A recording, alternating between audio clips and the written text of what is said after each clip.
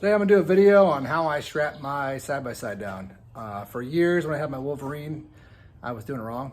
Or I guess in a not ideal way. I didn't know any better. I was compressing the suspension as tight as I could possibly get it and saying that won't move. And every now and then I lose a strap and I wasn't really sure why. So I've since learned that that was not necessarily an ideal method. So I'll show you what I do.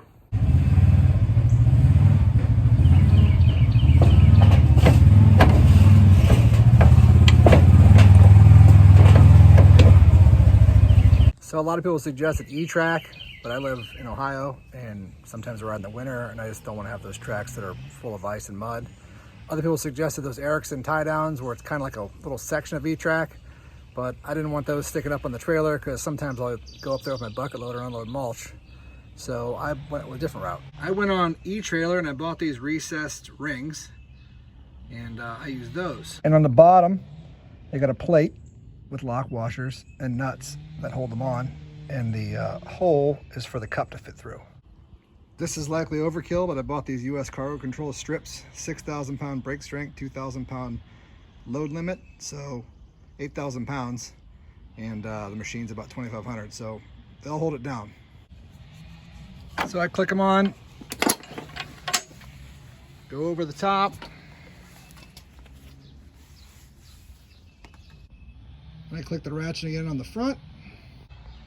And I take this piece of gear tie before I tighten them up and I put it underneath there between the tread. You'll see why in a minute. And just cinch them down pretty tight. And I use that gear tie to hold up the slack. So this thing is not going anywhere. Put that down a little bit more. And you could shake this machine all you want. It doesn't really matter. The fixed point is the tire. So that's, in my opinion, one of the better ways to do it. There's lots of ways to do it, but that's what I do. So in conclusion, the reason it's better to go over the tires is because they're a fixed point, and when they're locked down, they're not going anywhere. The suspension, especially on the KRX, has so much travel. You go over a big enough bump, it's gonna collapse and those straps are gonna come off.